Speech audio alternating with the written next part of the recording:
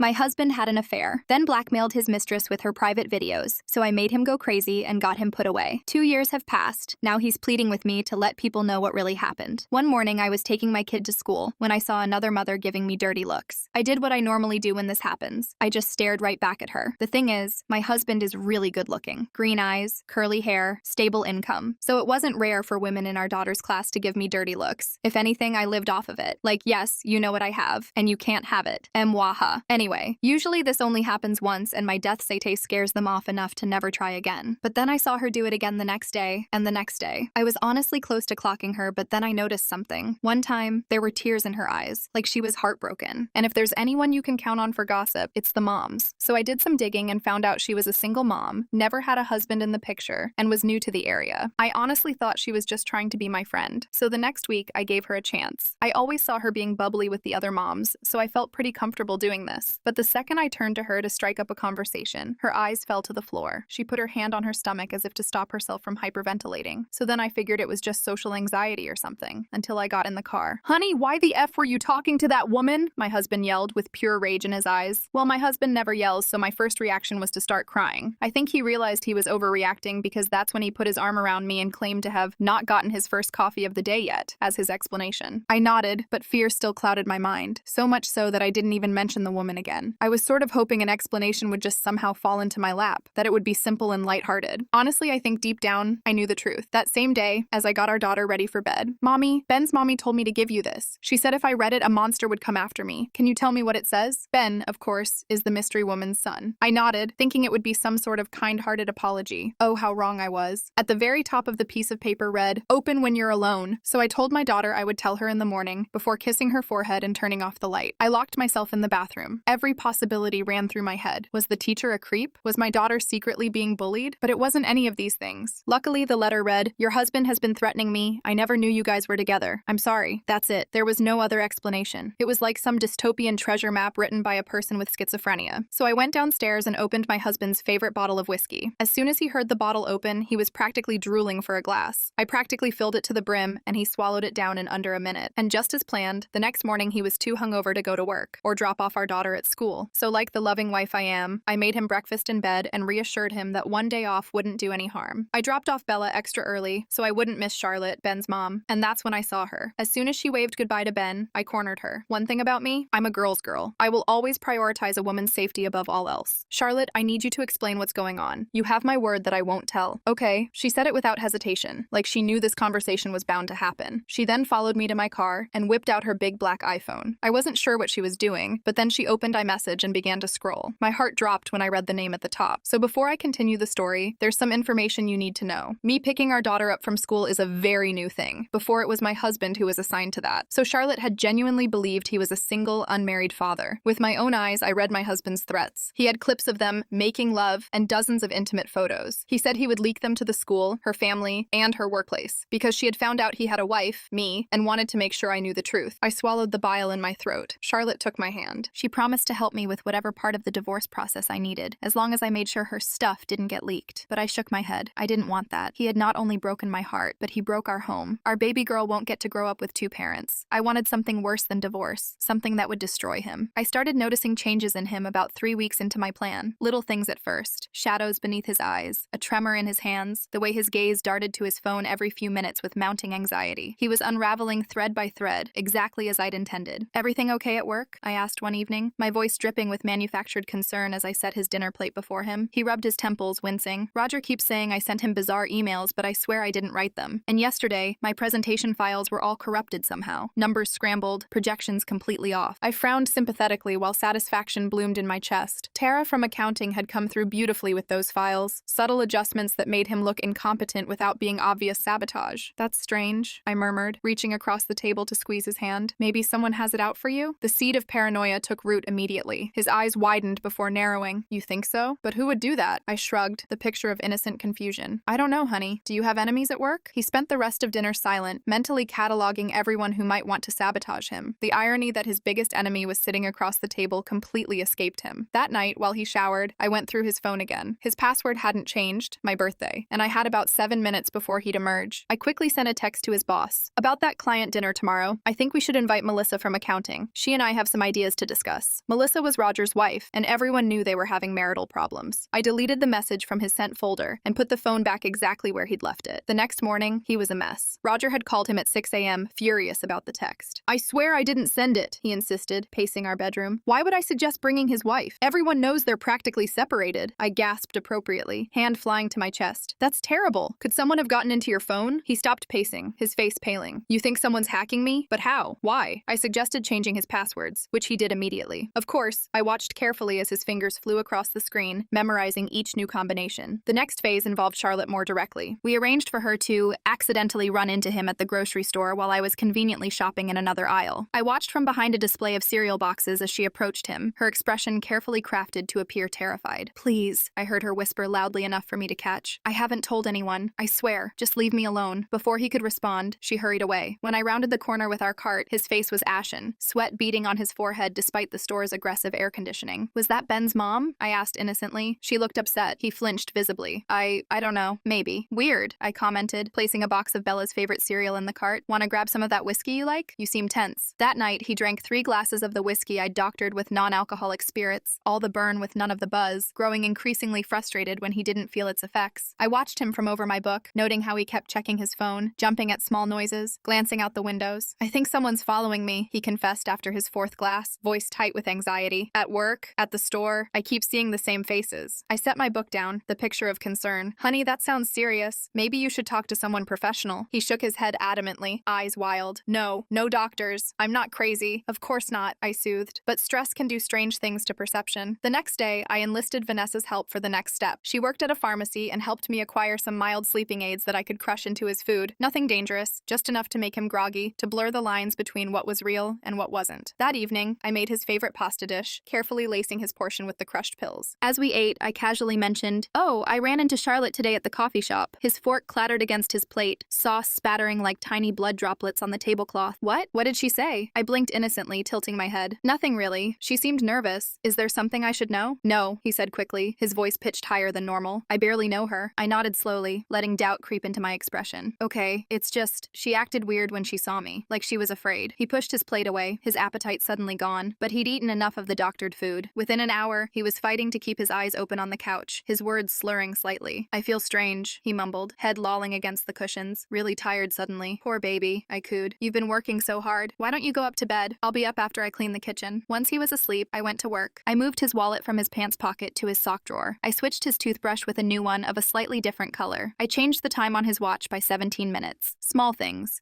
he might attribute to fatigue or forgetfulness. But my masterstroke came next. I used his sleeping thumb to unlock his phone, then sent messages to 3 women from his contact list. Coworkers, nothing romantic, saying things like, "Can't stop thinking about yesterday," and "Let's keep what happened between us." Then I deleted the sent messages, but left the confused replies that would come in the morning. The next morning, he was disoriented and confused, running his hand through his hair as he searched the bedroom. "My watch is wrong," he muttered, "and I can't find my wallet." "It's in your sock drawer," I said without looking up from my coffee. "You put it there last night, don't you remember?" The doubt in his eyes was delicious, like watching dark clouds gather before a storm. I don't think I did that." I looked at him with concern, my brow furrowed just enough. "You definitely did. You said you wanted to remember to get new socks today. Are you feeling okay?" Before he could answer, his phone chimed, then again and again, 3 messages in quick succession. I watched as he read them, his face cycling through confusion, panic, and fear. "Something wrong?" I asked, sipping my coffee. "No," he said quickly, shoving the phone in his pocket. "Just work stuff." But I could see the questions forming in his mind. What had he done? Had he messaged these women? Why couldn't he remember? Over the next few days, I escalated my campaign. With Tara's help, we arranged for a woman he didn't know to approach him in a coffee shop near his office. "You need to stop calling me," she said loudly enough for others to hear. "I'm not interested, and I'm going to report you if it continues." He was bewildered, protesting that he had no idea who she was. But the damage was done. People had seen, had heard. Whispers would spread through his professional network. At home, I continued my psychological warfare. Items disappeared and reappeared in strange places. His clothes would be subtly rearranged in his closet. The temperature on the thermostat would change inexplicably. And all the while, I was the perfect concerned wife, suggesting he see a doctor, get more rest, take vitamins for his memory issues. "I think someone's coming into our house," he told me one night, his voice tight with fear, eyes darting to the windows. "Things keep moving. I'm not imagining it." I widened my eyes, clutching his arm. "That's terrifying. Should we call the police?" But he backtracked immediately, shaking his head. No police. They'll think I'm crazy." "Why would they think that?" I asked innocently, watching his face carefully. He didn't answer, but I could see the doubt eating away at him like acid. Was he losing his mind? Was he doing things he couldn't remember? remember? Or was someone really tormenting him? The answer, of course, was yes to all three. Charlotte provided the next piece of the puzzle. She sent him an anonymous email. I know what you did to those women. Stop now, or everyone will know. When he received it, we were having dinner. I watched his face drain of color as he read it, his fork suspended halfway to his mouth. Bad news? I asked, cutting into my chicken. No, he said, his voice strained. Just spam. But later that night, I heard him in his home office, pacing and muttering to himself. I stood outside the door, listening, savoring each word like fine wine. They can't prove anything, he whispered. There's no evidence. No one would believe them anyway. I smiled in the darkness of the hallway. He was starting to crack, hairline fractures spreading through his carefully constructed facade. The next morning, he called in sick to work. Said he had a migraine, but I knew better. He was afraid to leave the house, afraid of what might happen, who might approach him, what evidence might surface. I played the supportive wife, making him tea with honey, suggesting he rest. But when he finally fell asleep on the couch, I slipped into his office and planted my next surprise, a small voice recorder hidden under his desk, set to randomly play a whispered, I know what you did, at intervals spaced far enough apart that he'd question if he'd really heard anything at all. That afternoon, he burst out of his office, wild-eyed, a sheen of sweat on his forehead. Did you hear that? He demanded, looking around frantically. I looked up from my laptop, the picture of confusion. Hear what? A voice, someone whispering. I frowned, concerned. Honey, there's no one here but us. He ran his hands through his hair, tugging slightly, leaving it standing in disarray. I know what I heard. Maybe it's stress, I suggested gently. You've been under a lot of pressure lately. He didn't respond, just went back into his office and closed the door. I heard the lock click into place. That night, I put the next phase into motion. Using a burner phone, I texted him. The women know. They're coming forward. All of them. I watched from across the living room as he received it, saw the panic bloom across his face like a bruise. He quickly blocked the number, but the damage was done. Everything okay? I asked, looking up from my novel. Fine, he said, his voice strained. Just work stress. I nodded sympathetically. You know you can talk to me about anything, right? The irony of my offer hung in the air between us, unrecognized by him. The next day, Tara called me with news. He'd been acting erratically at work, accusing colleagues of sabotaging his files, checking over his shoulder constantly, locking himself in his office for hours. Roger's concerned, she told me. He's talking about requiring a psychological evaluation. Perfect. That evening, I suggested we have friends over for dinner that weekend. It might help you relax, I said, massaging his shoulders as he sat rigidly at the kitchen island. You've been so tense lately. To my surprise, he agreed, nodding slowly. Perhaps he thought appearing normal to our friends would help him feel normal. Little did he know I had already coordinated with Charlotte, Vanessa, and Tara. Each would play their part in what I was now thinking of as his final unraveling. The dinner party was set for Saturday. I spent Friday preparing, cooking his favorite foods, setting the table with our best china. He seemed calmer, almost hopeful that things were returning to normal. That night, while he slept, I made my final preparations. I placed a woman's earring, not mine, under his side of the bed, just visible enough to be found eventually. I installed a small device Tara's IT friend had given me that would make our smart home system go haywire during dinner. Lights flickering, music changing, thermostat fluctuating, and I made sure the doctored whiskey was fully stocked. Saturday arrived. I was a bundle of nerves and excitement as I prepared the final touches for dinner. Our guests would arrive at 7, 2 couples we'd known for years, plus a surprise I'd arranged. At 6, he came downstairs looking better than he had in weeks. He'd shaved, dressed in his favorite blue shirt, even styled his hair. For a moment, I felt a pang of something. Not quite regret, but remembrance of who I thought he was before I knew the truth. You look nice, I said, and meant it. He smiled, the first genuine smile I'd seen in weeks. Thanks, so do you. I'm looking forward to tonight. I think I've been, I don't know, going through something, but I feel clearer now. I nodded, hiding my disappointment. Had he stabilized? Was he adapting to my psychological warfare? I couldn't have that. Honey, I said casually, could you check the guest bathroom? I think the light bulb might be out. While he was upstairs, I quickly sent a text from my burner phone to his. I'll be at your house tonight. Time to face what you've done. I heard his phone chime upstairs, followed by silence. Then footsteps, faster, heavier than before. He came down looking pale again, a vein pulsing at his temple. Everything okay? I asked, arranging cheese on a platter. Fine, he said tightly, knuckles white where he gripped the banister. The bulb is fine. Our first guests arrived at 7 on the dot, Nathan and Stephanie, a couple we'd known since college. Next came George and Beverly, neighbors from down the street. My husband seemed to relax slightly, falling into familiar social patterns, though I noticed how his eyes kept darting to the windows, how he startled at every sound. And then, at 7:30, the doorbell rang again. I excused myself to answer it. Charlotte stood on our porch, looking nervous but determined, her dark hair swept up elegantly, wearing a dress I'd helped her choose for maximum impact. Is he ready? She whispered. I nodded. As ready as he'll ever be. I led her into the living room where everyone was having drinks. The moment he saw her, my husband's glass slipped from his hand, shattering on the hardwood floor, wine spreading like blood across the pale wood. What is she doing here? He demanded, his voice strangled. I feigned confusion. Charlotte? I ran into her at the store yesterday and invited her. I thought it would be nice to get to know the other school parents better. I turned to our friends. Charlotte's son Ben is in Bella's class. Everyone smiled politely, but the tension was palpable. Charlotte gave a small wave, avoiding direct eye contact with my husband. Where's Ben tonight? Stephanie asked conversationally. With his grandmother, Charlotte replied. She was happy to have some quality time with him. My husband was frozen, staring at Charlotte like she was a ghost. I touched his arm gently. Honey, you spilled your drink. Let me get you another. I guided him to the kitchen, away from the others. As soon as we were alone, he grabbed my wrist, his fingers digging painfully into my skin. Why is she here? He hissed, eyes wild. Are you trying to drive me crazy? I widened my eyes, the picture of innocence. What are you talking about? She's just another mom from school. You know who she is, he insisted, his grip tightening. This is part of it, isn't it? Part of whatever's happening to me. I pulled my wrist away, rubbing it for effect, letting my eyes fill with tears. You're hurting me, and you're not making any sense. Should I ask everyone to leave? The suggestion horrified him. Canceling would mean explanations, questions he couldn't answer. No, he said quickly. No, I'm fine. Just surprised. Then let's rejoin our guests, I said calmly, though my heart was racing with triumph. Back in the living room, I positioned him directly across from Charlotte. Throughout dinner, I watched him watching her, jumping whenever she spoke, flinching when she reached for the salt or her wine glass, sweat beading on his forehead. The smart home device worked perfectly. Halfway through the main course, the lights dimmed dramatically, then brightened to an almost painful level. The music, which had been playing softly in the background, suddenly blared before cutting out completely. What the hell? Nathan asked, looking around. Sorry, I said smoothly. We've been having some electrical issues. The electrician is coming Monday. My husband stared at me, suspicion clear in his eyes. I met his gaze innocently, taking a sip of wine. The temperature dropped next, the air conditioning suddenly blasting cold air through the vents. Our guests hugged themselves, commenting on the chill. I'll check the thermostat, my husband offered, clearly eager for an excuse to leave the table. While he was gone, I leaned toward Charlotte. You're doing great, I whispered, squeezing her hand under the table. When he came back, looking frustrated, I announced it was time for dessert and coffee in the living room. As everyone migrated, I hung back to serve the cake, giving Charlotte time to position herself. When I entered with the dessert tray, Charlotte was standing by our family photos, holding one of my husband with Bella at the beach last summer. Your daughter is beautiful, she said loudly enough for everyone to hear. She has your eyes, she added, looking directly at my husband. He froze, coffee cup halfway to his lips, a muscle twitching in his jaw. The implication was clear to him, though innocent sounding to everyone else. She knew Bella, had been comparing her to her father. Thank you, I replied smoothly. We think she's pretty special. The evening continued with this undercurrent of tension. Every time Charlotte spoke, my husband flinched. Every time the smart home glitched, he grew more agitated. Finally, as Nathan was telling a story, my husband stood abruptly, causing everyone to fall silent. I need some air, he announced, and walked out onto the back patio, the door slamming behind him. I gave it 30 seconds before following him. I found him gripping the railing, knuckles white, breathing heavily. What's going on with you? I asked, keeping my voice low but firm. You're being rude to our guests. He turned to me, his eyes wild. Don't pretend you don't know. You invited her here on purpose. This is all part of it. The messages, the voices, things moving around the house. You're doing this to me. I took a step back, letting hurt and confusion show on my face. What are you talking about? What messages? Honey, you're scaring me. Stop it, he hissed. Stop pretending. I know you know about her. About all of them. This is your revenge, isn't it? I let tears fill my eyes. I don't understand what you're saying. Know about who? What revenge? Maybe we should call Dr. Martinez. You haven't been yourself lately. The mention of a doctor, one we didn't actually have, pushed him over the edge. He grabbed my shoulders, fingers digging into my flesh, shaking me slightly. There is no Dr. Martinez. You're making things up, planting things, trying to make me think I'm crazy. Let go of me, I said, my voice trembling. You're hurting me. The patio door slid open, and Nathan stepped out, his silhouette backlit by the warm light from inside. Everything okay out here? We heard raised voices. My husband released me immediately, stepping back as though burned. I let a tear fall, touching my shoulder where his grip had left a mark. We're fine, I said shakily. Just a misunderstanding. Nathan looked unconvinced. Maybe we should call it a night. No, my husband said quickly, panic flashing across his face. No, everything's fine. I'm just tired. Let's go back inside. But the damage was done. The rest of the evening had a strained quality, our guests making excuses to leave earlier than planned. Charlotte was the last to go, giving me a significant look as she thanked me for the evening. After everyone left, my husband and I stood in the silent living room, the remains of our dinner party scattered around us. What was that about? I asked quietly. Why would you say those things? Why would you grab me like that? He ran his hands through his hair. I can't explain it. I feel like I'm losing my mind. Things keep happening that I can't explain. I approached him cautiously. Like what? Talk to me. For a moment, I thought he might confess everything. The affairs, the threats, all of it. Instead, he shook his head, shoulders slumping in defeat. Nothing. I'm just tired. I think I need to sleep. As he trudged upstairs, I allowed myself a small smile. The evening had gone exactly as planned. Our friends had witnessed his erratic behavior, his aggression toward me. Charlotte had established her connection to our family in a way that would seem innocent to everyone but him. And most importantly, he was beginning to doubt his own sanity. Phase 1 was complete. Now it was time for the final act. I cleaned up the kitchen alone that night, methodically washing each dish while planning my next move. The dinner party had accelerated things perfectly. Now I had witnesses to his breakdown. Upstairs, I could hear him pacing in our bedroom, the floorboards creaking rhythmically with each turn. When I finally went up, he was sitting on the edge of the bed, head in his hands, the picture of defeat. Do you want to talk about what happened tonight? I asked, keeping my voice gentle as I changed into my pajamas. He looked up, his eyes bloodshot, dark circles beneath them like bruises. I don't know what's happening to me. I sat sat beside him, not too close. You haven't been yourself lately. The outbursts, the paranoia. I'm worried about you. I'm not paranoid, he snapped, then immediately softened. I'm sorry. I feel like I'm being watched, like someone's messing with me. I placed my hand on his, the picture of wifely concern. Maybe you should take some time off work or talk to someone professional. He pulled his hand away. I don't need a shrink. That night, he tossed and turned beside me, mumbling in his sleep about evidence and they're coming. By morning, the dark circles under his eyes had deepened, and his hands shook as he poured his coffee. I think I will stay home today, he announced, not meeting my eyes. Good idea, I replied, kissing his cheek, feeling him tense at my touch. Rest will help. As soon as I dropped Bella at school, I texted Charlotte, he's home today, time for phase 2. She responded immediately. On it, I ran errands for 2 hours, giving Charlotte time to work. When I returned home, I found him in his office, the door locked. I knocked gently. Honey, I brought lunch. Silence. Then the sound of papers shuffling. The lock clicked, and he opened the door just enough to peek out, one bloodshot eye visible in the crack. Not hungry, he muttered. Over his shoulder, I could see papers scattered everywhere, his computer screen showing multiple open windows. He was searching for something, hunting desperately for answers. What are you working on? I asked innocently. Nothing, he said quickly. Just work stuff. Throughout the afternoon, I heard him moving around upstairs, opening drawers, shifting furniture, muttering to himself. Charlotte had done her job well. While he was in the shower that morning, she'd slipped into our backyard and placed a burner phone in his secret hiding spot, the loose brick in our garden wall where he kept emergency cash. On the phone were dozens of threatening texts to various women, including her. I knew exactly when he found it. The thud of something being thrown, followed by a string of curses, then silence, heavy and ominous. When he came downstairs an hour later, his face was ashen, eyes hollow. Everything okay up there? I asked, looking up from my book. I heard a noise. Fine, he said, his voice hollow. Just dropped something. That evening, he barely touched his dinner, his eyes constantly darting to his phone. I noticed he'd changed his password again. I'd have to watch more carefully this time. Nathan called today, I mentioned casually. He wanted to make sure everything was okay after last night. His fork clattered against his plate. What did you tell him? That you've been under a lot of stress at work, I said with a shrug. That we're fine. Relief washed over his face, quickly replaced by suspicion. That's it? You didn't tell him anything else? I frowned, tilting my head. Like what? He shook his head. Nothing. Never mind. The next morning, I woke to find his side of the bed empty, the sheets cold. I found him in the kitchen, unshaven, still in yesterday's clothes, staring at his laptop. Did you sleep? I asked. Couldn't, he muttered, not looking up. I peered over his shoulder and saw he was scrolling through his email, checking sent messages, looking for evidence of things he didn't remember doing. Perfect. I'm taking Bella to school, I said, touching his shoulder. He flinched. Should I call Roger and tell him you're sick again? He nodded absently. Yeah, thanks. At school, Charlotte was waiting for me by the fence, her face flushed with excitement. Did he find it? Oh yes, I confirmed. He's falling apart. She handed me a USB drive. Tara got these from his work computer. Emails to other women dating back 3 years. I pocketed it, already planning how to use this new ammunition. You're sure they can't be traced back to her? Charlotte shook her head. Her IT friend made sure. It looks like they were accessed from his home IP address. When I returned home, he was still at the kitchen table, but now surrounded by papers, bank statements, phone records, receipts, spread out like the workings of a deranged mind. What's all this? I asked, setting down my purse. I'm trying to figure out who's doing this to me, he said, his voice tight with frustration. Someone's setting me up. I raised an eyebrow. Setting you up for what? He looked at me, really looked at me, for the first time in days, searching my face for any sign that I knew. I kept my expression neutral, concerned but confused. Nothing, he finally said. Just work politics. That night, I implemented the next phase. While he showered, I quickly connected the USB drive to his laptop and transferred the emails to his drafts folder. Then I set up an automated email to his entire company contact list, scheduled to send at 3 a.m. with the subject line, "The women I've manipulated," and several of the most damning emails attached. I was in bed, pretending to sleep, when his phone started buzzing around 3:30 a.m. The emails had gone out. I heard him curse, fumbling for his phone in the dark. Then the frantic typing, the panicked breathing. No, no, no, he whispered. This isn't happening. I stirred slightly. Honey, what time is it? Nothing, he said quickly. Go back to sleep. But he didn't come back to bed. I heard him downstairs pacing, making calls that went unanswered at that hour. By morning, he was a wreck, unshaven, unwashed, wild-eyed. I can't go to work, he announced. Ever again. I frowned. What happened?